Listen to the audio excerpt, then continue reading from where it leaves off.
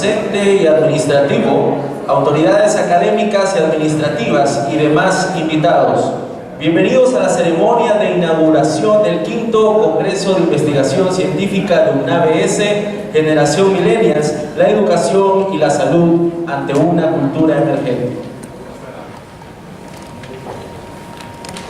Antes de comenzar con el programa de esta tarde, vamos a presentarles a los integrantes de la mesa principal que tienen el honor de acompañarnos, que tenemos el honor de tenerlos también con nosotros en esta tarde.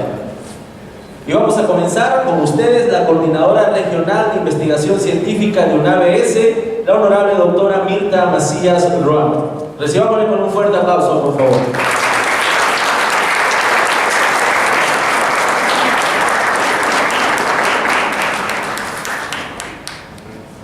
Tenemos el honor de contar en esta tarde con el distinguido máster Carlos Pineda en representación de las autoridades académicas de UNABS.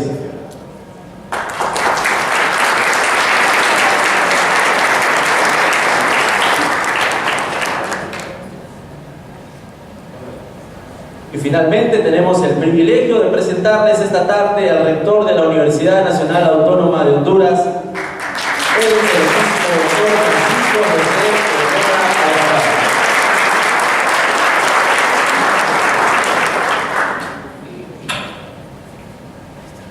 Hace 4 meses, la Coordinación Regional de Investigación Científica presentó a la comunidad académica la temática de este congreso.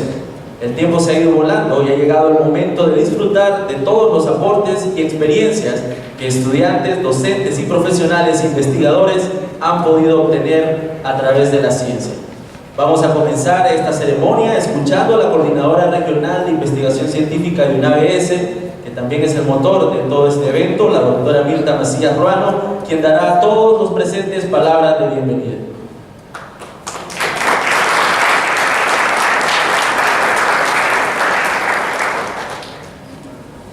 Muy buenas tardes a todos y todas. Había hecho un gran discurso, pero veo de que está el rector y él les dará muy buenas palabras. Entonces me he evitado un poco. Pero bueno, en primer lugar vemos que por 5 años consecutivos como Universidad Nacional Autónoma de Honduras en el Valle de Sula estamos celebrando un 5º congreso. Este ha sido un proceso que se ha consolidado. Yo digo de que tiene 2 papás. Y que es hasta suspira el licenciado Pineda, ¿verdad?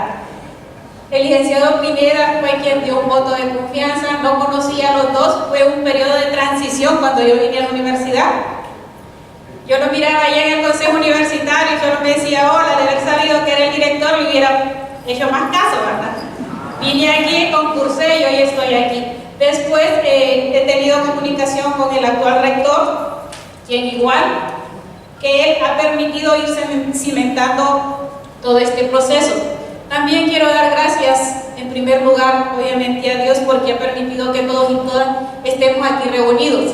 Gracias a cada uno de los que han dicho presente y han contribuido a que este evento se haga realidad. Les pido un aplauso para nuestros invitados internacionales, la máster Oliva Barros, por favor.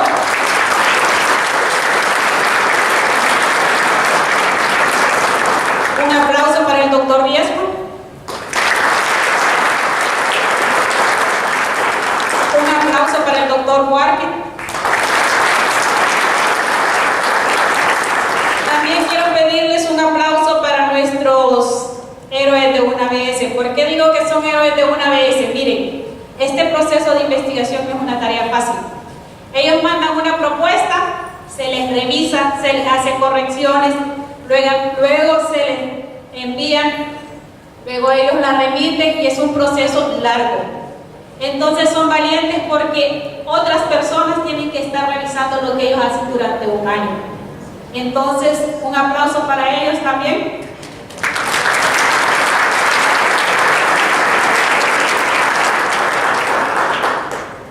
Cada congreso tiene un tema en especial.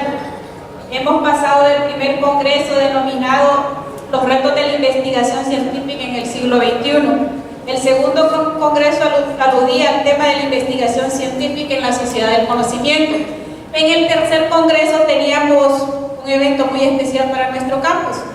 Y nos decía nuestro director, que hoy es el rector de la universidad, son 60 años de una ABS.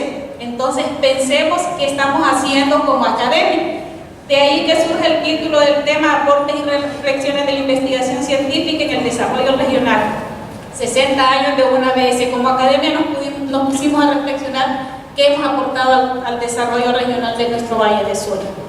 En el cuarto congreso se denominó los alcances de la Agenda 2030, un compromiso desde la academia, porque en el 2015 cerró los objetivos del milenio y el 2016 dio inicio a los objetivos de la Agenda 2030.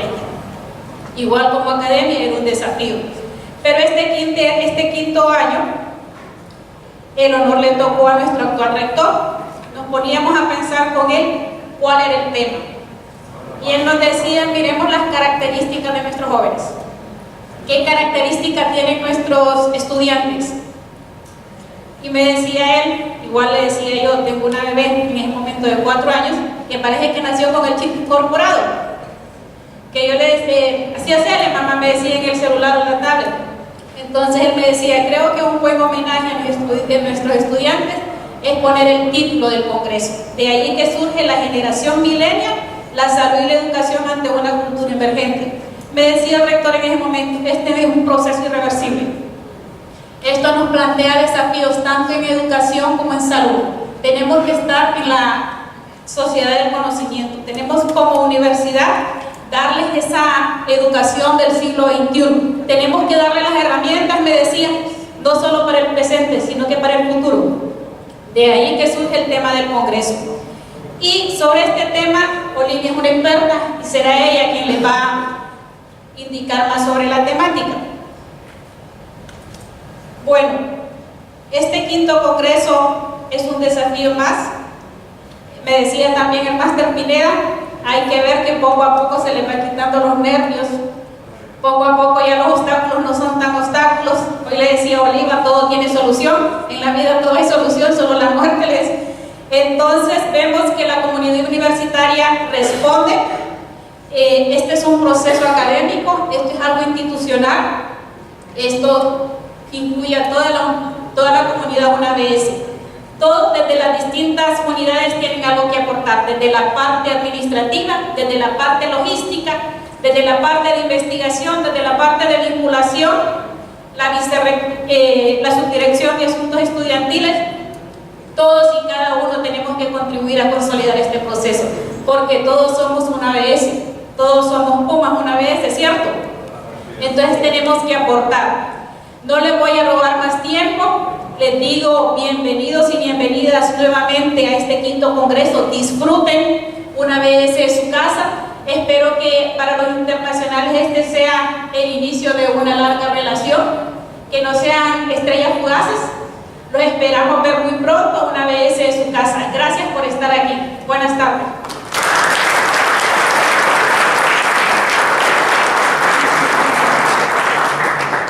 Continuamos con la ceremonia de apertura del Congreso de Investigación Científica, escuchando al máster Carlos Pineda en representación de nuestra directora, la máster Isabela Orellana.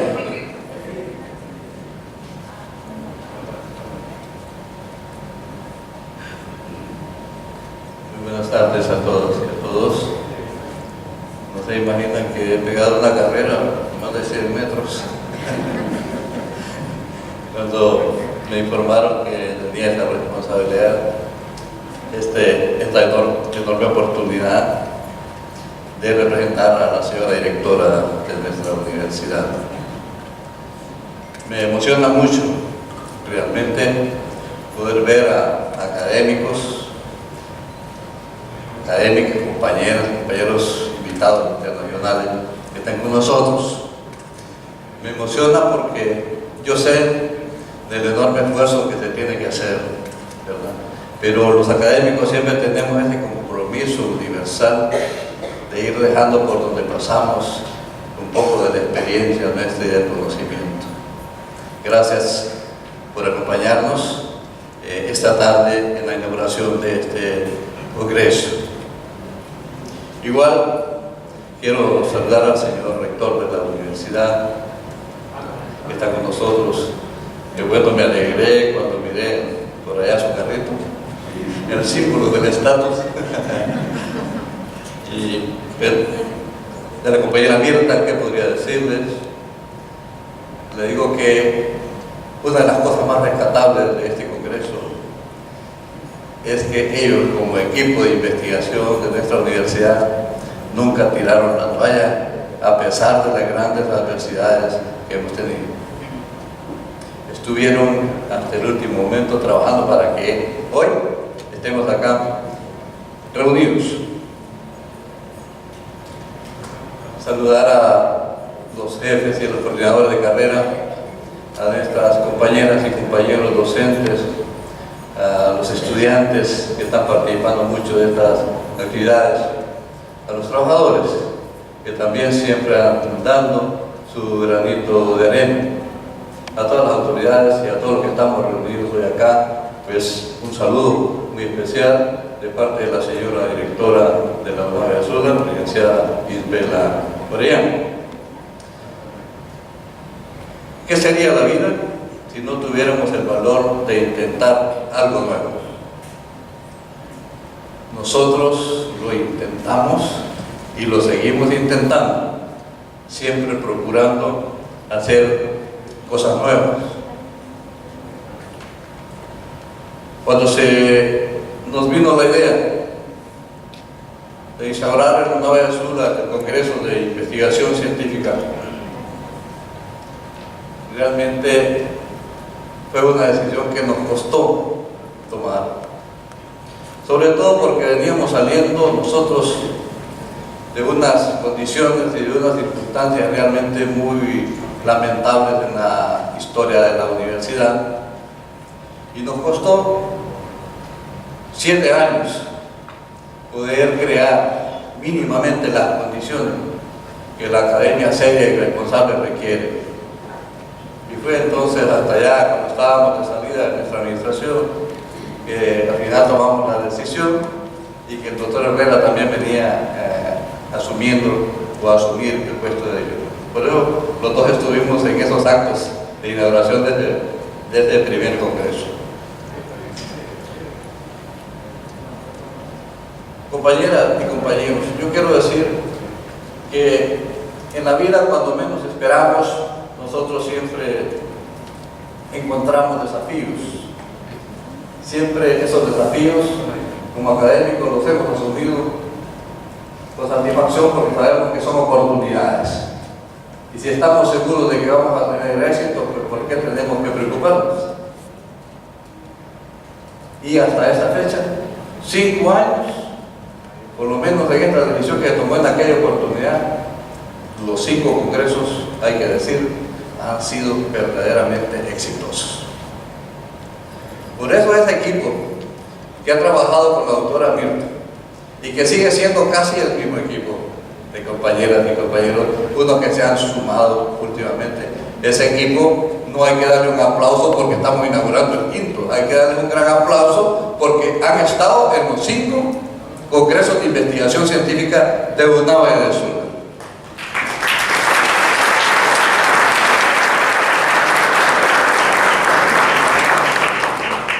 Hoy, que celebramos el 5º Congreso de Investigación Científica, también me alegra muchísimo porque estamos hablando de 2 temas fundamentales en toda sociedad. Estamos hablando de la educación y de la salud, 2 pilares fundamentales para que nosotros podamos construir una sociedad libre, una sociedad democrática, una sociedad responsable y una sociedad feliz para todos. Si no tenemos eso, será muy difícil, definitivamente avanzar. Yo siempre he tenido una gran preocupación cuando me ha tocado estar en reuniones donde están alcaldes, están gobernadores, están un montón de autoridades. Y siempre les he hecho la crítica de que en la administración pública, cuando se trata de fundar una escuelita o un colegio en una comunidad rural o donde sea, cuando se tiene que tomar la decisión de construir un centro de salud, lo primero que hacen los promotores es, bueno, ¿y dónde lo vamos a hacer? Necesitamos un terreno. Se hace la solicitud del terreno donde queremos poner la escuela para desarrollar la educación, donde vamos a poner el centro de salud para desarrollar la salud de nuestro pueblo. Y esos políticos, y ustedes deben haber tenido esta experiencia, lo que buscan siempre es el barranco más feo del pueblo, el barranco más feo de la comunidad, para decir, ahí se va a vivir. Como un desprecio enorme a la niñez y a la juventud de Honduras. Yo siempre he protestado por esta situación. Señores, si son los hijos de ustedes, son los hijos nuestros, son nuestros familiares, son nuestros hermanos los que van a estar ahí. Y es que no tienen derecho a tener una escuela digna, a ir a un centro de salud, a un hospital digno donde se les puede dar lo que ellos necesitan. Por eso me alegra mucho que este Congreso lleve estas dos palabritas ahí. Y sobre todo porque es un mensaje para la juventud de Honduras. Estos jóvenes que deben de recordar siempre que para tener una sociedad feliz hay que tener una sociedad educada y con buena salud. Finalmente, saludar a unos compañeros y a unas compañeras que permanentemente han participado con sus aportes a los congresos de investigación, y estimularlos y saludar también a esos que están sumando hoy y decir que cada día son más profesores, son más estudiantes, más compañeras y compañeros preocupados por la investigación científica, para que un día no muy lejano nos sintamos orgullosos de tener en estas aulas de la Universidad Nacional Autónoma de Honduras personas con doctorados y que sean profesores investigadores, que dejemos de andar chequeando tanto ya de los libros que otros escribieron, que otros investigaron, y que nos sintamos orgullosos de leer nuestros propios libros y de sentir el orgullo de presentar nuestras propias teorías. Muchas gracias, les agradezco mucho que estén acá. Un abrazo acá cercano. Y para los invitados internacionales, como nosotros los sanpedranos estamos acostumbrados, y aquí cerca de nuestra universidad, los aplausos de nosotros deben de sonar y oírse allá en la cordillera del Merendón. Un aplauso para ellos muy fuerte.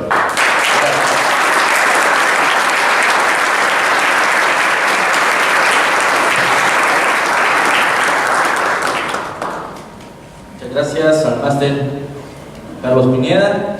Quiero comentarles de que estamos en este momento en la señal de UTV. Está transmitiendo en vivo la inauguración del Congreso de Investigación Científica, así que le voy a invitar a que sonría permanentemente porque lo están viendo a nivel nacional. Continuamos con la ceremonia y como ingrediente especial en este acto de inauguración contamos con la presencia de la máxima autoridad académica de la UNAM. Quiero que recibamos con un fuerte aplauso al rector, doctor Francisco de Vera Alvarado.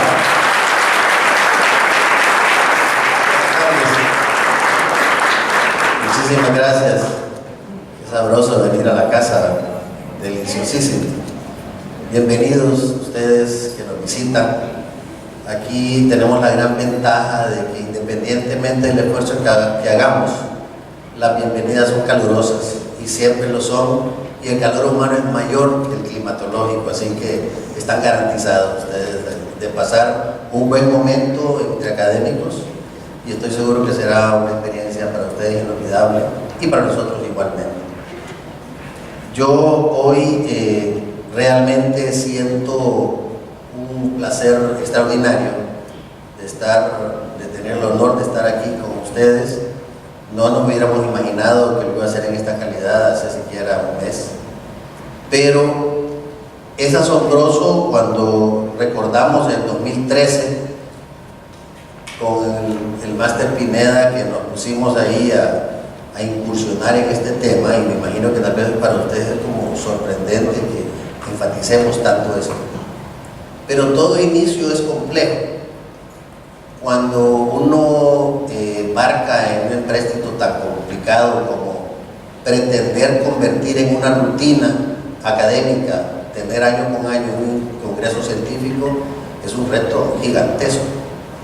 Y sin embargo, en aquel momento se hizo y fue un acto de fe, recuerdo, con un pobre auditorio, recuerdo en aquel momento cuando se hizo el lanzamiento, porque no se creía mucho que se pudiese lograr. Y sin embargo, académicos entusiastas locales se reunieron a trabajar de una forma extraordinaria, fuerte, interminable, para garantizar el éxito de aquel congreso. Me correspondió saludar con un sombrero ajeno, recuerdo en aquel momento, porque el esfuerzo había sido de otro y yo tuve que llegar a inaugurarlo, pero había trabajado, por eso la conciencia no la estaría tan intranquila. Habíamos trabajado juntos y aquel congreso resultó exitoso. Y como bien dice la doctora Macías, año con año fuimos mejorando y fuimos poniendo los retos superiores en relación a la temática, pero el reto más importante siempre ha sido el involucrar a los estudiantes y el poder llegar a tener claramente la concepción de que debemos nosotros generar conocimiento. Y esa generación de conocimiento en un inicio es realmente compleja porque después de estar tanto tiempo únicamente en el aula y sin incursionar mucho en la parte investigativa, la gente siente un temor de investigar, siente temor de lograr producir un conocimiento o un concepto o algo nuevo que valga la pena compartir. Pero rápidamente se fueron dando cuenta que año con año realmente sí habían experiencias propias, sí habían experiencias que realmente en otros sitios no se daban, sí teníamos datos únicamente, exclusivamente nuestros, y que se habilitaba compartirlos con el resto de la comunidad universitaria, tanto nacional como regional y evidentemente internacional. Esto fue incrementándose y ahora en esta oportunidad tenemos 15 departamentos que están participando. Al principio costaba reclutarles porque no se atrevían. Habían departamentos como por ejemplo matemáticas, por citar un departamento que no participaba en un inicio y ahora están en primera fila, muy entusiastas participando, y eso realmente revela, por lo tanto, el deseo que tenemos nosotros de poder compartir. Y esto no solamente es acá, en este campus, en San Pedro Sula, sino que estamos con la avidez de compartir a nivel de todos los campus y a nivel de todas las áreas del conocimiento. Esto para nosotros es motivo de una tremenda satisfacción. Y año con año, mes con mes y semana con semana estamos teniendo nuevamente el fervor académico. Ese fervor académico que no desmayó en ningún momento. Estuvo en una pequeña pausa, pero ha resurgido con creces y es algo extraordinario. Recién la semana pasada estuvimos lamentando como institución el hecho de que hubiésemos caído en los rankings internacionales cuando se publicó el QS, y realmente doloroso porque habíamos logrado escalar. Pero yo creo que a veces como que las podas son importantes, que demos un paso atrás, que veamos lo que estamos haciendo y que volvamos nuevamente con nuevo fervor, porque el fervor académico precisa existir y tenerlo permanentemente encendido en todos los campos de nuestra universidad, no solamente con congresos, sino que también con actos deportivos, con actos culturales, y eso es justamente lo que vamos nosotros a tener. Nuestra universidad lo merece, Honduras lo necesita y nosotros se lo daremos. Sentimos nosotros que después de la pausa que hemos tenido, tenemos el conocimiento, tenemos el elemento humano, que es lo más complicado de llegar a tener, tenemos evidentemente las instalaciones, tenemos el deseo, pero tenemos también el fervor de los estudiantes. Esa combinación es inequívoca para el éxito y estoy seguro que lograremos nosotros para el próximo año obtener resultados extraordinarios. Nuestra universidad tiene proyectos maravillosos a lo largo y ancho del país, porque la reforma es sin detenimiento, no se detiene, avanza y seguirá avanzando. Yo agradezco el esfuerzo enorme que hace este comité permanentemente, como bien decía el máster Pineda, lo han hecho desde el primer congreso y lo continúan haciendo, y cada vez se va haciendo más amplio, más grande, más pujante, y los logros son y las metas son mayores. Creo que el nuevo grupo de invitados especiales viene a formar parte de una familia académica en la cual garantizamos que estaremos en comunicación permanente, porque este no puede ser solamente una anécdota en sus vidas profesionales, sino que tiene que ser un vínculo que establezcamos de una forma permanente y que podamos, por lo tanto, llegar a tener publicaciones conjuntas, experiencias conjuntas, visitas recíprocas, y que sobre todo con nuestras estudiantes puedan ustedes establecer una conexión fuerte para que la puedan posteriormente reproducir, y a su vez con sus estudiantes y con sus pares académicos puedan también extender nuestra presencia en sus mentes y en sus corazones. Así que yo les agradezco enormemente que estén acá hoy, que para mí, como les reitero, es motivo de una enorme satisfacción. Tenía que estar acá, lastimosamente no lo había podido garantizar porque es bien complicadito estar en este lugar, que uno tiene que estar en 100 veces en 100 lugares simultáneos, pero no me lo podía perder por nada del mundo, así que aquí estoy dándoles un abrazo, dándole el saque de honor a este momento tan importante en la vida académica de esta mi casa. Muchas gracias.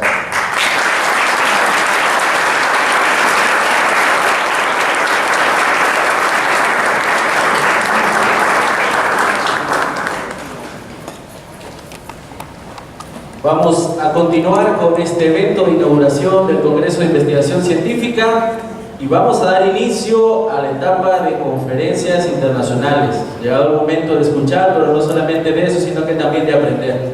Y vamos, sin mayor preámbulo, tenemos el privilegio de presentarles a la magíster Oliva Barros, que disertará la conferencia inaugural del Congreso de Investigación en este momento. Antes de llamar a nuestra conferencista, y mientras ella se prepara junto con el staff de esta ceremonia, voy a presentarles un poco sobre su perfil profesional. La magíster Oliva Barros es ecuatoriana y también es magíster en Comunicación Política Institucional de la Universidad de Navarra y de la George Washington University. Actualmente se desempeña como asesor en comunicación en el equipo de Ideograma Latam, como asesor en comunicación también en el equipo consultor de Anthony Gutiérrez Rubín. Es consultora en comunicación digital en el Instituto de Artes y Oficios para la Comunicación Estratégica en Ciudad de México. Es asesora a instituciones públicas y privadas en temas de comunicación política, ecosistemas digitales y responsabilidad social. Es coautora del libro El Candidato Perfecto en Campañas Digitales. Desde Ecuador coordinó la primera investigación sobre la generación Millennials. Millennials en Latinoamérica, una perspectiva desde Ecuador.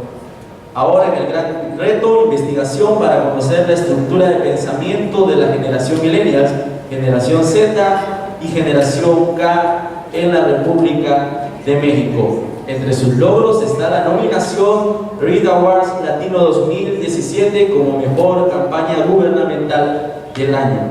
Queda con ustedes entonces la magíster Oliva Barros.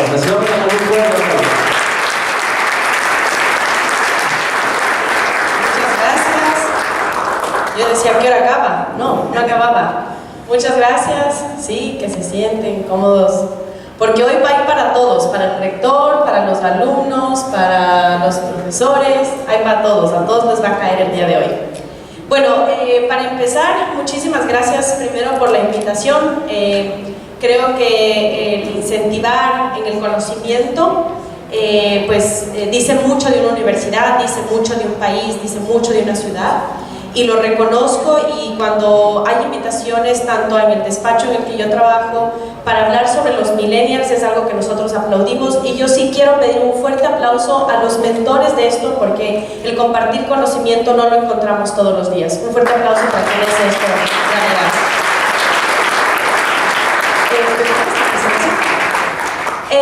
Yo les voy a ir contando varias cosas. Nosotros realizamos una investigación en Ecuador, la primera investigación sobre la generación millennials. Quiero saber cuántos de ustedes entienden qué es generación millennials. ¿Han escuchado? ¿Quiénes saben? Ah, bueno, somos algunos, ok.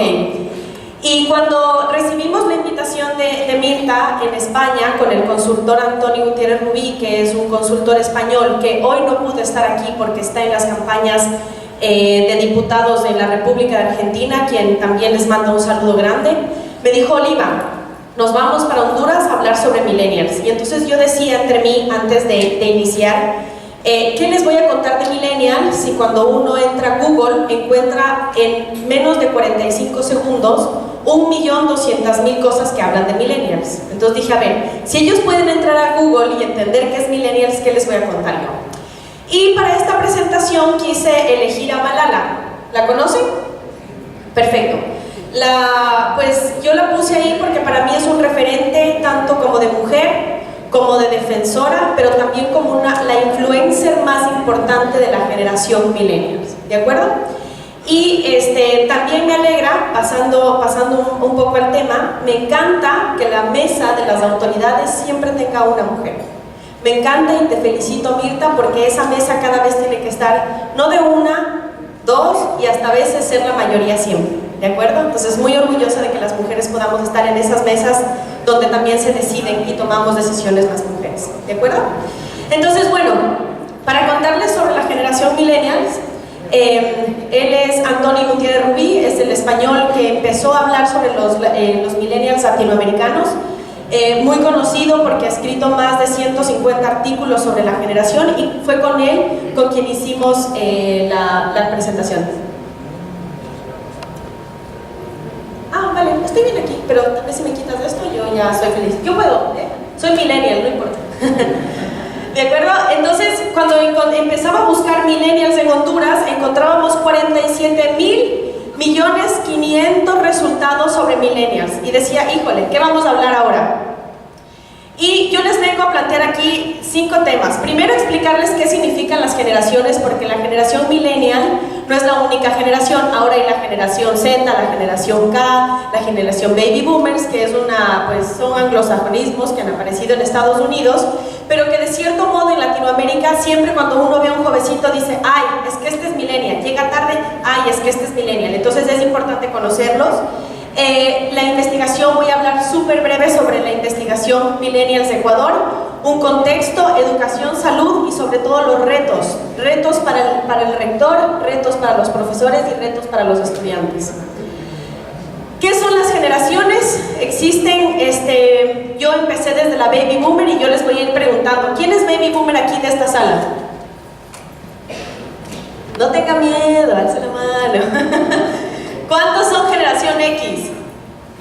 ¿No? ¿De qué año? Son del año del 65 al 89. ¿Quién es X? Ah, sí somos algunos, no tenga miedo. Pero creo que no me sirve aquí.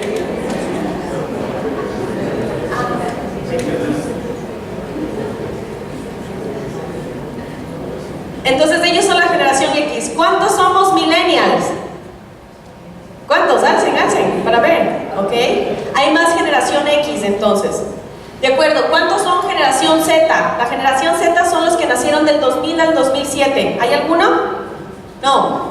¿Y cuántos hay generación K? La generación K es la nueva generación que hoy tiene entre 8 y 12 años. Ya hay hasta ese número de edad, estamos hablando de generación, ¿de acuerdo? Ah, ya me dieron esta tecnología. Vaya. Espera, no importa. Los baby boomers, que quien me diga quién será baby boomer, son del año 46 al 64. Es una generación posguerra, periodo de consumo a gran escala, comenzaron a perder el sentido de comunidad y son la primera generación televisiva. ¿De acuerdo? Ellos son la generación baby boomers. La generación X, que algunos están aquí, son individualistas. Estos son generalidades, no lo tomen personal, ¿de acuerdo? Es un mundo más globalizado, emprendieron el camino de la era digital, vieron el fin de la Unión Soviética, vieron la aparición del SIDA y vieron la caída del muro de Berlín, ¿de acuerdo? Son varias cosas que han pasado en estas generaciones. La generación millennials, que yo estoy dentro de esta, es la generación con más estudios, es la generación más preparada, tiene aspiraciones académicas obviamente, conocieron desde pequeños el mundo globalizado, más o menos la generación millennial, nos hicimos adolescentes con el internet, ¿de acuerdo? Que es el gran hito de los millennials. Presenciaron el 9/11, la caída de las Torres Gemelas, y se hicieron adolescentes con el internet, que fue lo que les dije. Y la generación Z, que aquí pues no sé qué tan metido tengamos el tema de los Zetas, pero por ejemplo en México yo tengo prohibido hablar de los Zetas, porque cuando fui a una reunión les dije, bueno, es que estoy haciendo la investigación de los Zetas. ¿Cómo? No, los Zetas es interesante porque lleva el nombre de quien fue la creadora de la nueva serie de Games of Thrones. ¿Alguien está viendo esa serie? Ah, ahí hay uno, ¿sabe de lo que hablo?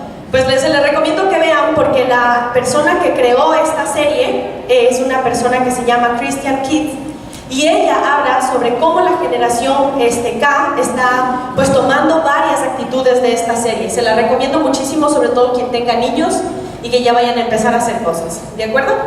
Este es un poco como las generaciones. Y claro, lo más importante es por qué estas generaciones son importantes. Les voy a dar 3 razones por qué es importante que nosotros, tanto en la academia, universidades y profesores, sepamos que esto es un tema importante. Primero, es por el tema demográfico. Se me fue, de acuerdo. El tema demográfico. Se dice que la generación millennial se está ocupando ahora el 25% de la población mundial. Número 1, demográficamente vamos a ser la mayoría. Cada vez estamos más llenos de gente que tiene entre 18 y 30 años, ¿de acuerdo? En Latinoamérica y sobre todo en Honduras, la edad promedio, cuando alguien pregunte ¿cuánto es la edad promedio de la gente que vive aquí en Honduras? Es un millennial, cuando alguien pregunte quién es Honduras. Si no logramos entender qué hacen, cómo son, cómo pensamos hacer o educar, ¿de acuerdo? Primero es por el significado demográfico, estamos llenos de millennials. El segundo es porque somos nativos digitales, pues nos hicimos adolescentes con la digitalización. Y pues lo tercero, mucho más importante, es que los millennials están tomando ahora decisiones, son las personas que ahora están de jefes o son las personas que están consumiendo en sus productos y sus cosas. Cuando la gente le pregunte por qué es importante hablar de millennials, por estas 3 razones, ¿de acuerdo? Porque son ellos y somos nosotros los que muchas veces estamos ocupando las jerarquías de poder dentro de los lugares donde se toman decisiones, ¿de acuerdo?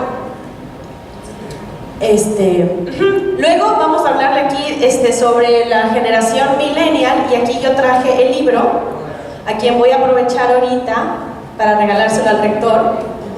Este es el libro que hicimos en Ecuador, y el otro lo voy a regalar aquí, a quien luego haga una pregunta y se lo gana. La investigación y el libro están de forma gratuita, están online, pero nada como tener un libro y sentirlo, ¿no? Todavía yo sí creo que soy ahí generación X, que me gusta tener el libro en la mano. Esta investigación la hicimos con un método cuantitativo, un método cualitativo, con fuentes secundarias y los temas. Y básicamente lo que hicimos en esta investigación fue hacer una encuesta online en Ecuador, con más o menos como 300 casos. Hicimos más de 15 focus groups, que fueron entrevistas a profundidad. Y lo interesante de toda esta investigación fue demostrar con la persona que yo venía, que me trajo desde el hotel hasta acá, hablábamos sobre el mito que existe sobre la generación millennials y lo parecido que somos a los estadounidenses. Pero yo pregunto, ¿ustedes creen que un joven de aquí de San Pedro podría ser igual a un joven de California? Para nada. Entonces, nosotros hicimos justamente esta investigación para romper ese mito de que los millennials latinoamericanos tenemos grandes diferencias, empezando por la conectividad y el acceso al internet, que nos diferencia con Estados Unidos. Y realmente la investigación nos ayudó a demostrar eso.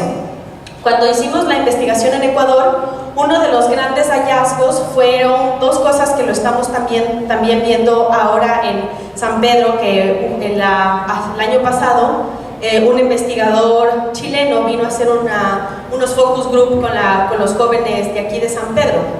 Y al igual que en Ecuador, San Pedro, los jóvenes, uno de los grandes mitos que sacamos es que los jóvenes el estudio no lo ven como un tema de éxito. Usted cuando le pregunta al joven ¿por qué estudia? Es que porque mi mamá quiere. Pero cuando usted le pregunta ¿estás seguro que si estudiando vas a ser exitoso? Te dicen no. Estos son grandes rasgos que hemos sacado de esta investigación que nos asemeja mucho y que por eso podemos decir que somos iguales en Latinoamérica, ¿de acuerdo? En Ecuador vimos estos 5 temas. Nosotros investigamos solo sobre la relación con la tecnología, ocio y entretenimiento, educación y formación profesional, nuevos conceptos y formas de empleo y consumo y creación de noticias. Ahora, por tratarse del tema de la generación millennials, de educación y salud, vamos a tomar solo el tema de educación, que creo que hay datos interesantes que les puede servir muchísimo. A mí me gusta citar mucho a este autor que se llama Alain Finkielkraut. Yo no hablo alemán, si alguien habla me ayuda.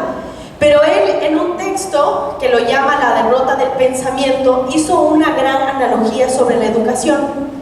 Estamos en un mundo donde la escuela es moderna y los alumnos son postmodernos.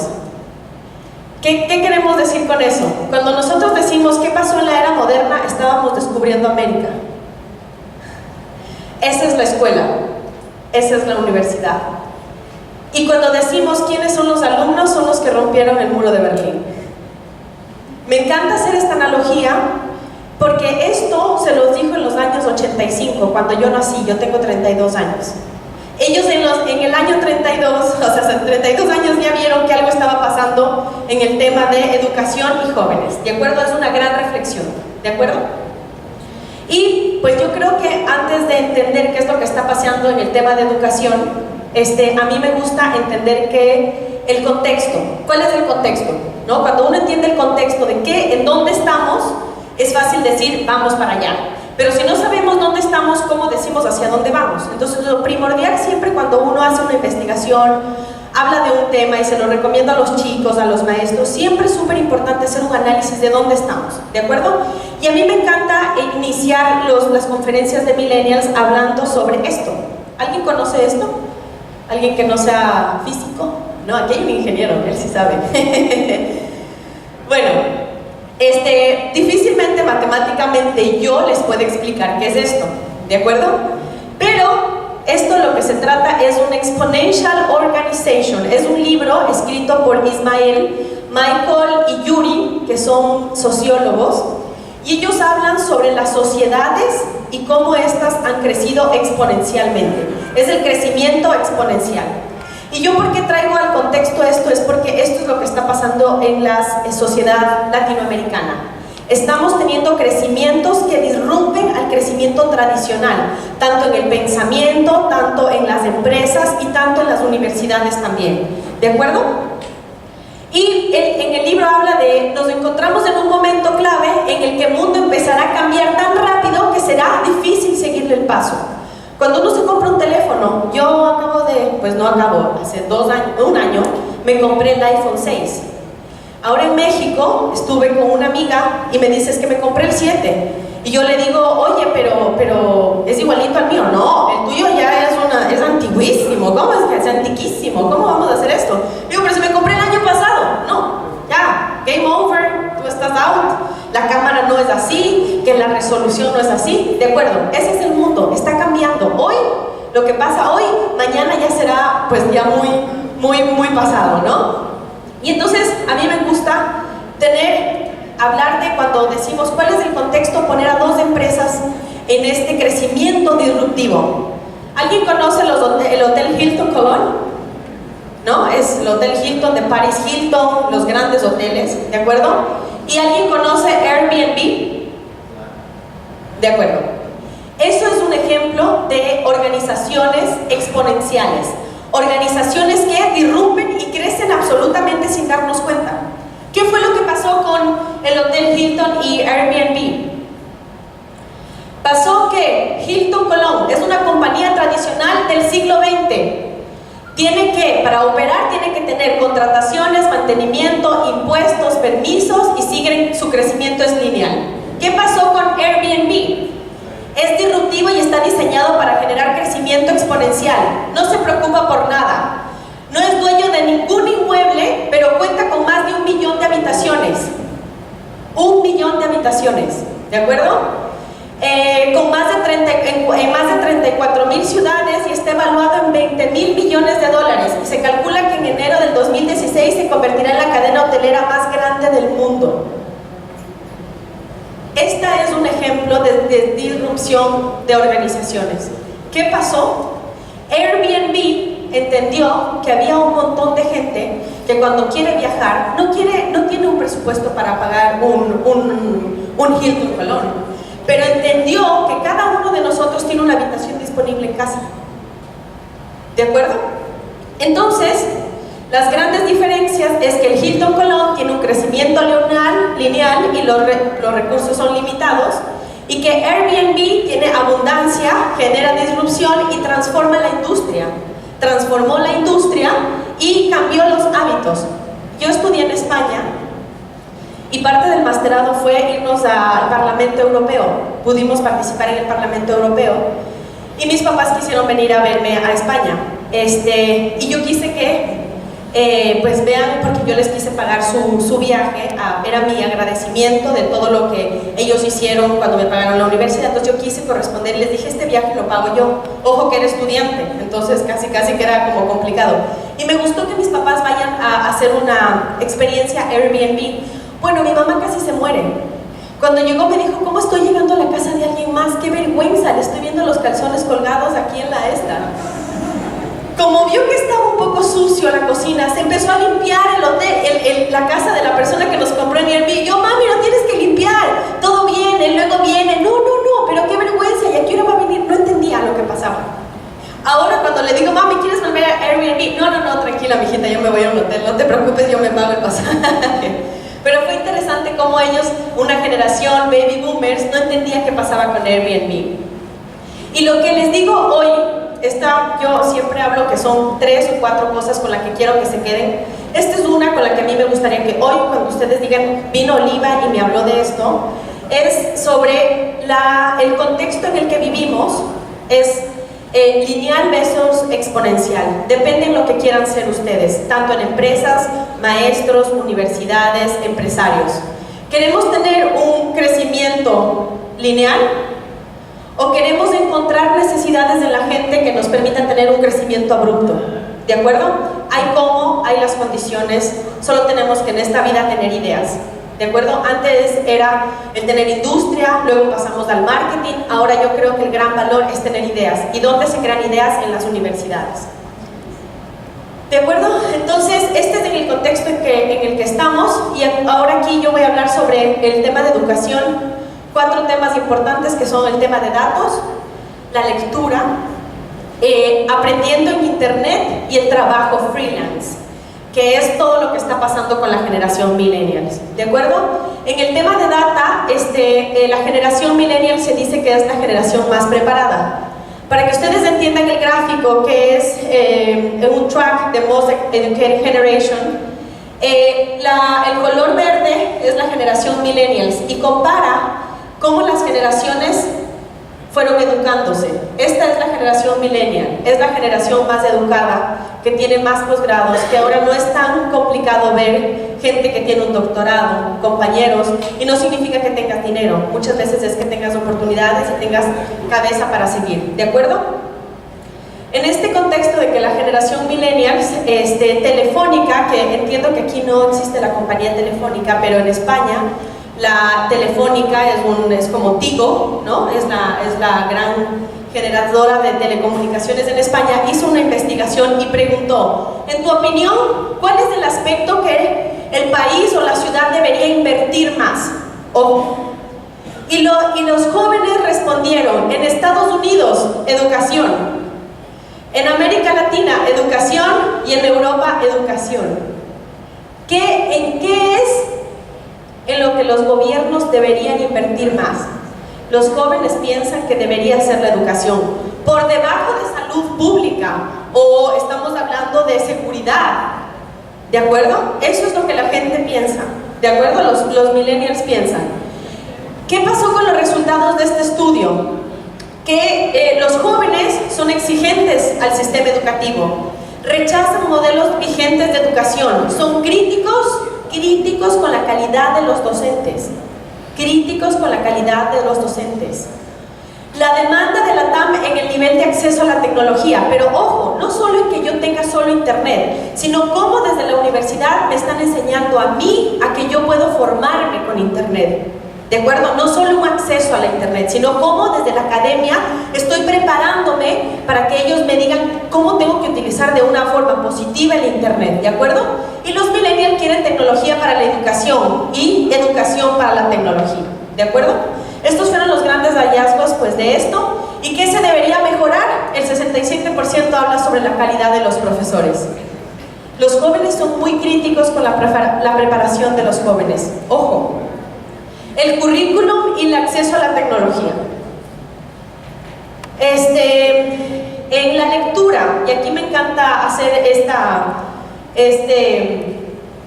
estas palabras. El mundo del libro está cambiando radicalmente, no solo en la producción y en la circulación de los libros, sino de dónde, cómo y cómo lee la gente, ¿no? O sea, dónde y cómo. Es interesante porque yo veía a un blogger en España que él solo fotografiaba en el metro de una ruta a otra qué libros leía la gente. Y era increíble de cómo de punto A a punto B él pudo hacer una investigación de que la gente leía libros de superación personal. Y del punto B al punto C la gente leía de todo el tema de economía. Él solo por ver el tipo de libro pudo sacar dato de qué es lo que pasaba con las sociedades, ¿de acuerdo? El 21% en Latinoamérica los libros ya son digitales.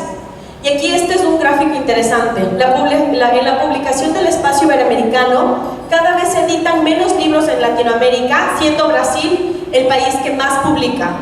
Luego de Brasil pues está España, obviamente, luego le sigue Colombia, Ecuador con 11%, aquí está Honduras, 1%, etc. Esta es una investigación hecha por CERLAC, ¿de acuerdo? Entonces es interesante saber qué es lo que está pasando con el tema de publicaciones y que los libros, a pesar de todo, no estamos yendo hacia un mundo digital. Sí, pues se ven mucho más libros en digital, pero sigue teniendo mucho auge el tema del libro en físico, ¿de acuerdo? Y el crecimiento de las publicaciones digitales, ¿no? El azul es cuántos libros impresos se editan y se publican. Obviamente pues no gana el libro digital, pero sí vemos como la franja verde va creciendo cada vez más. Cada vez la demanda es por leer los, ¿cómo se llaman los libritos que ahora leen digital? Ya no me acuerdo el nombre. Yo no lo tengo porque a mí me gusta el libro en esto, pero mucha gente ya lo lee en los libros, ¿de acuerdo? Y aquí hay algo interesantísimo que se llama sobre los booktubers. ¿Alguien ha escuchado sobre estos? Ah, bueno, me encanta. Los booktubers es un youtuber especializado en literatura. Es un señor o una señorita millennial que se pone delante de una cámara y te empieza a decir qué pasó con el libro. Es que yo leí el libro de Oliva Barros sobre los millennials latinoamericanos y entonces empiezan a contar con énfasis que uno lo convence y dice, voy a leer ese libro. Es el tipo que recomienda en internet qué libro tienes que leer, ¿de acuerdo? Esto es una tendencia que primero nació en México y luego Argentina. Es un nuevo concepto de booktubers, pero la idea es acercar a los jóvenes a la lectura de una forma visual y entretenida. Pues para los que quieran, aquí les he anotado algunos. En México se llaman Las Palabras de Fa. Tiene 300,000 seguidores en YouTube. Y lo que hace es contarte qué novela tienes que leer cada sábado, ¿de acuerdo? Digo, leer novela como novela literaria, no novela de la tele. ¿De acuerdo? Luego está en España Javier Ruescas. Este es buenísimo, este es uno de mis preferidos, porque aparte de no solo darte literatura latina, te habla sobre la literatura pues en inglés y en España, ¿no? Y en Argentina está Matías Gibi, es buenísimo también. Son gente, youtubers. Por ejemplo, tiene, bueno, no lo alcanzo a ver, pero cada uno pasa de más de 200,000 seguidores y lo que hace es contarte cómo hacer. Y ella es la colombiana Juliana Zapata, que te explica qué novelas pues tiene que hacer. Cada una de sus reproducciones tiene 30,000 views, ¿de acuerdo? Yo ya estoy viendo si es que me asocio con alguno para que recomiende que lean el libro también. Y en Ecuador, obviamente en la investigación que hicimos, el 76% están de acuerdo que las TICs o el internet revolucionarán las formas de enseñanza y aprendizaje. ¿Alguien ha escuchado sobre los MOOCs? Muy bien, eso sí han escuchado. Son herramientas formativas online. ¿Qué significa? Massive Open Online Course. Son los cursos en línea que algunas veces son gratis, otras veces pagas por un diplomado. Pero cuando alguien me pregunta, pues los MOOCs van a tener auge. Muchos dicen que ya está en decaída este tema de los MOOCs. Yo creo que todavía tiene auge. Pero ¿por qué hablo sobre los MOOCs? Porque creo que no decir si son la gran competencia de las universidades, pero son los que se están llevando al mercado, ¿de acuerdo? Conocerlos nos va a ayudar a tomar decisiones importantes. ¿Qué pasa con esto? Esto nace en la Universidad de Canadá un día que los profesores deciden hacer un curso y deciden hacerlo online. Ese día tuvieron 2.325 estudiantes de forma presencial y 2.300 en forma virtual. Hoy, por ejemplo, hubiésemos podido haber hecho un Facebook Live y ver cuánta gente había aquí y cuánta gente se conectaba online. Entonces, son maneras de poder medir ratings, son maneras de poder medir conectividad. El éxito de los MOOCs, el éxito de estos cursos online, es que son alternativos, nuevos, diferentes, pueden hacerlo cuando quieran y como quieran, pero lo que más nos gusta a los millennials es que es gratis. Y un estudio en la Universidad del Pompeu de Fabra en Barcelona revela que pues, este tipo de educación lo que hace es que está entre la edad de los 25 y 34 años y 6 de cada 10 personas que están en cursos online son millennials, ¿de acuerdo? El gran líder sobre la educación online es Coursera. ¿Alguien ha hecho algún curso ahí? ¡Ah! Aquí tienen, ¡qué bien! Lo interesante de eso es que tiene 15 millones de usuarios, ¿de acuerdo? Y están registrados en todo el mundo, tiene 143 partners y en 28 países diferentes. Tiene más de 2.000 cursos online gratuitos. No es que les digo que vayan para allá, solo les estoy diciendo que estos son. Y la firma latinoamericana es Miriada, que tiene más de 2 millones de alumnos matriculados y más o menos tiene 380 cursos y una comunidad de 1.700 personas. ¿Cuáles son los grandes retos que existe en la educación online? Primero, que ellos son exigentes con el sistema educativo, no se conforman con los modelos vigentes. Vuelvo a repetir, son críticos con la calidad de los docentes. Eso es lo que piensan los millennials en Ecuador y es una perspectiva hacia Latinoamérica de qué es lo que está pasando. El modelos alternativos de educación terciaria le está quitando el monopolio, estas grandes formas de poder educarse están como interrumpiendo la parte de las universidades y por eso yo es lo que digo siempre. ¿Alguien se imagina cuando Google ya sea una universidad y te empieza a dar títulos gratuitos? Es complicado ponernos a competir con alguien tan grande como Google, ¿no? La primera página de búsqueda de todos, ¿de acuerdo? Y a mí me gusta lo que dice este arquitecto de la Universidad de Harvard. Segmentación por especialidades debería ser parte del pasado. En la educación del siglo XXI queremos que el conocimiento sea interdisciplinario e integrado. Hacia allá vamos, señores. ¿De acuerdo? Y luego las nuevas formas de empleo. ¿Qué es lo que está pasando con los chicos como nueva forma de empleo? En el 2015, Pew Research Center es una encuestadora, está en Estados Unidos, pero hace muchas investigaciones, hace más o menos como 1.500 investigaciones en todo el mundo y pues cuando ustedes necesiten investigar algo, vayan a esta encuestadora que realmente es muy buena. han convertido, ellos nos dicen que nosotros los millennials somos la primera fuerza laboral en Estados Unidos y yo me atrevería a decir que ahora hasta en Latinoamérica. Los millennials somos el motor de la economía, estamos ahí para gastar, ahora tenemos los puestos de poder y tomamos las grandes decisiones. El estudio revela que el 69% de los millennials latinoamericanos buscan trabajo a través de un portal de internet. El 70% de la gente cuando quiere buscar un trabajo, un millennial, va a buscar en Google. ¿De acuerdo? Me encanta que ella se ríe, porque lo ha hecho. 40% consulta las bolsas de trabajo universitarias y el 28% prefiere hacerlo a través de redes sociales. Todos buscamos en línea trabajo.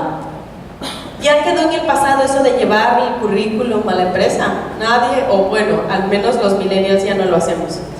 Y aquí hay búsquedas de empleo online, una de ellas es CompuTrabajo, que está en Colombia, Perú, Costa Rica, México, Argentina.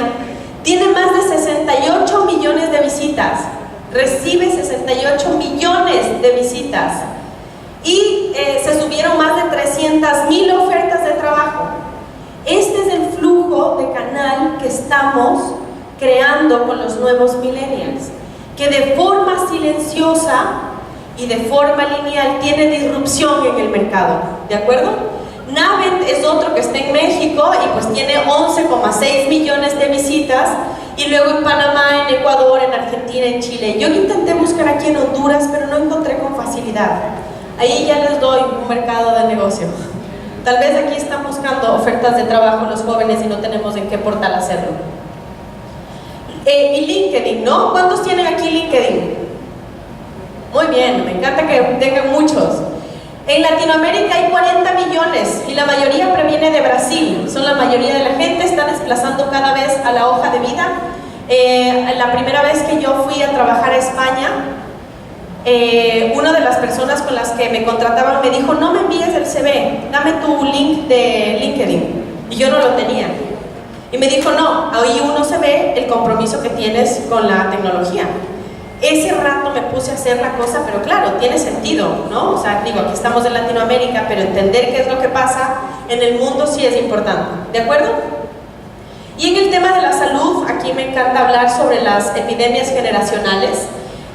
Los jóvenes cada vez, pues hay varios estudios que dicen que las grandes enfermedades de los jóvenes va a ser primero con el pulgar, porque estamos todo el día, ¿no? Hay estudios, todavía no se lo demuestra. Y la siguiente es la cervical, porque estamos así. Entonces cuando alguien ve, se ve, sí, perdón, pero seguimos ahí, tiqui, tiqui, tiqui, tiqui. Todavía no se ha comprobado cuáles serán las grandes enfermedades, pero a mí me gusta compararlo con las epidemias generacionales, porque cada generación ha tenido enfermedades y epidemias que, ya bien, pues algunas las ha matado a millones de personas.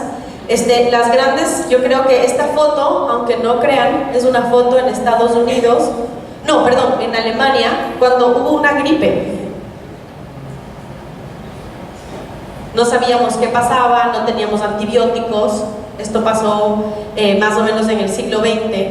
Y yo creo que luego de mucho tiempo, pues ya ahora una gripe se toma una pastilla, 2 días con fiebre y ya, ¿no? Pero cómo ha ido evolucionando también esto.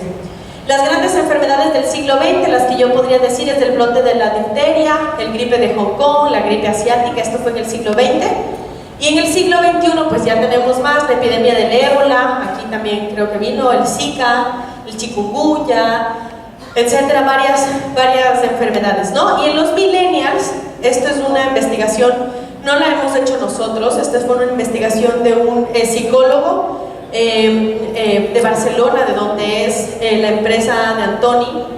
Ellos hablan de 4 tipos de enfermedades para los millennials. Primero, la nomofobia, que es más o menos esta ansiedad de no tener el móvil, ¿no? O sea, ¿cuántos de ustedes podrían no estar con el teléfono? Alce la mano. ¿Quién es dependiente del teléfono? Yo voy a decir que nadie, no mientan. Alce la mano nomás, yo sí soy bien dependiente del teléfono. Yo sí soy de este grupo. Luego la fatiga visual, que es el tema de la sequedad del ojo y todo esto, y sobre todo lo que les decía, el problema del dedo de la muñeca, ¿no? Y la muñeca, ¿de acuerdo? Yo creo que eso está por verse, no hay todavía ningún estudio. Creo yo que con el tiempo y las generaciones podremos ver esto. Pero por ejemplo lo del mouse, ¿no? Yo diría ya deberíamos tener tener problemas de la gente que utiliza el mouse y no pasó mayormente casi nada, ¿no? Luego la distimia, que es la palabra que hace referencia a la depresión, ¿de acuerdo? Es una de las grandes enfermedades del siglo nuevo, del tema de la selfie, de cómo me veo, por qué, la depresión. El otro día hablábamos con una psicóloga que nos contaba que una chica fue porque no tuvo más de 5 likes su foto y ya era un problema psicológico, ¿de acuerdo? Entonces, cuando yo hablo de depresión, es algo que sí está pasando, o sea, sí es algo que pasa y que tendremos que saberlo. Digo, hoy nos reímos, ojalá que sus hijos no pasen esto porque es un tema durísimo para padres. ¿Cómo se puede afrontar que una niña decida pues de quitarse la vida porque no le dieron más de 5 likes en una foto? Y para recordar esto, no sé cuántos de ustedes han visto la serie Black Mirror. ¿Han visto la serie Black Mirror? ¿No? Habla mucho sobre este tema de entender qué es lo que pasa.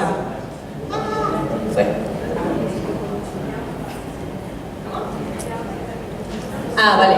Entonces, la vio, ¿no? La vio, el rector ya la vio. Se llama Black Mirror, está en Netflix. La recomiendo que la vean. Es buenísima porque hace una reflexión interesante. ¿Cuál es el reto? Y ya con esto termino. ¿Cuál es el reto para nuestro querido rector, para Mirta, para los maestros, para los jóvenes? Conocer a los jóvenes. Si no los conocemos, ¿cómo pensamos hacer y actuar o tener nuevas carreras o tener nuevas cosas en el tema de la educación? Hoy sí yo quisiera que ustedes se queden con algo. Primero fue el crecimiento disruptivo que tenemos. Y lo segundo que me gustaría con lo que se queden es que ¿cuál es el reto que tenemos? Conocer a los jóvenes, ¿de acuerdo? Nosotros en México, yo soy ecuatoriana, pero ahora estamos en Ciudad de México y estamos haciendo la investigación sobre la generación millennials, la generación Z y la generación K en toda la República de México. Queremos sacar el libro en enero del 2018. Y pues aquí ya les explico lo que estamos haciendo. Básicamente es más o menos como 50 focus groups a nivel nacional. Vamos a hacer 3.200 encuestas, tenemos estudios antropológicos y la gran hipótesis de esta investigación es entender la inclusión y exclusión que tienen los jóvenes. ¿Qué es lo que pasa?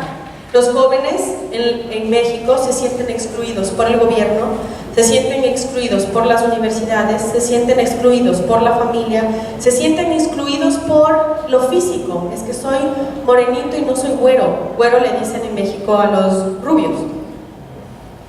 Lo que queremos comprobar con esta investigación es qué los hace ser inclusivos y qué los está sacando de la sociedad y cómo el gobierno está siendo parte de esta inclusión o exclusión de las generaciones. Y de ahí, pues, sobre todo es entenderlo, ¿no? Y bueno, aquí les dejo algunas cositas que en México, lo que les decía, cuando le preguntas qué es lo que está pasando con la educación, no, yo no quiero estudiar más, pero si voy a estudiar es para darle gusto a mi mamá. Creo que el gran reto es entender como universidades esto. ¿Qué hacemos como universidad para que los jóvenes sigan estudiando? ¿Qué hacemos para que los jóvenes no vayan a estos cursos online gratuitos?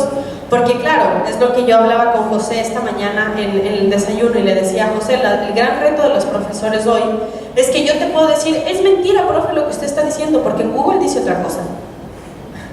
Y tal vez muchos de los profesores se habrán encontrado con eso. ¿Cuál es la función del profesor? Enseñar a los alumnos a discernir el millón de información que hay en internet. Tener criterios para decir esto me sirve, esto no, esto me sirve, esto no. Porque competir con el conocimiento, perdón, pero ya está en Google. ¿De acuerdo? Entonces yo creo que son grandes de estos. Y quiero comentarles, nosotros el año pasado aquí, en San Pedro Sula, hicimos una investigación para jóvenes muy chiquitita. Esto se lo tengo que decir que es confidencial, no lo hemos publicado, pero creo que yo hoy quise darle un regalito a Mirta por ser tan linda con nosotros y preocuparnos de dónde están. Y hoy les quiero contar rápidamente qué pasó, qué dijeron los jóvenes de San Pedro de Sula hace un año. Son datos duros, pero creo que nos ayudan a entender un poco hacia dónde vamos. Ellos tienen, los jóvenes de San Pedro de Sula, número 1, tienen un cuestionamiento profundo sobre el futuro. un cuestionamiento sobre el futuro. ¿Qué va a pasar? ¿Me van a matar? ¿Voy a estudiar? ¿Mi familia va a estar bien? Número 2, se sienten como muchos otros jóvenes del mundo, herederos de una sociedad disfuncional que no nos ofrece garantías. Nadie me está garantizando, ni la universidad, que voy a tener éxito en 4 años. Nadie me garantiza nada. No tenemos futuro. La segunda, ¿de qué tienen garantías? Que me digan garantías de vida, de estabilidad económica, certidumbre en la aplicación de leyes, medio ambiente, que sobreviva hacia el futuro, respeto a su identidad, sobre todo es que se sienten cerca de hábitos tradicionales. Y aquí hay una de las cosas más importantes, creo yo, que quiero compartirles el día de hoy. Es que cuando le preguntamos a los jóvenes cómo ven el futuro, y para ellos lo único que tiene incertidumbre, ojo que esto no es la verdad, esto es una parte de una investigación que nosotros hicimos en el 2014, ya han pasado algunos años, pero lo que a mí me llamó la atención es que lo que ellos piensan que lo único que está organizado es el tema de los maras. Es el único que le da un espacio en una organización, es el único que les da un espacio a formarse, y es el único que les da la certidumbre a ser alguien y algo en esta vida. A mí me impactó porque yo no conocía el contexto de aquí de San Pedro, pero me sorprendió que lo único que les da seguridad es esta organización. Entonces eso a mí como investigadora, a ustedes como ciudadanos y padres y a ustedes como autoridades, nos hace hacer un pasito para atrás y decir, ¿qué está pasando con los jóvenes? Yo con eso me quedaría el día de hoy, y lo más importante sería invitarlos, rector, Mirta, a profundizar sobre el conocimiento de los jóvenes, a saber qué es lo que está pasando con los jóvenes, no solo aquí en San Pedro, pero sí podríamos que ustedes sean la primera universidad que tenga una investigación sobre sus generaciones, para entender cómo, y a partir de entender a los jóvenes, tomar decisiones que nos permitan llegar a ellos, ¿de acuerdo? Estamos, y ustedes, y los invito, ustedes están ahora en un momento de poder tomar decisiones que pueden cambiar muchas cosas en muchas vidas de muchos estudiantes. Si tienen alguna otra consulta, este es mi Twitter, si no en Facebook. Siempre muy agradecida de estar aquí y muy orgullosa de ser millennials. Muchísimas gracias.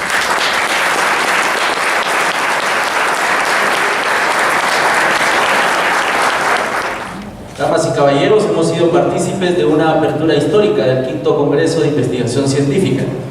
De esta manera, nuestro magno evento queda inaugurado de manera oficial. Les voy a invitar a todos que se pongan de pie, por favor. Les invitamos a todos a partir de mañana a presenciar las ponencias, paneles, mesas de trabajo, conferencias que durante esta semana se exhibirán. Les invitamos a todos a que demos un fuerte aplauso en señal de entusiasmo y alta expectativa por lo que será este congreso.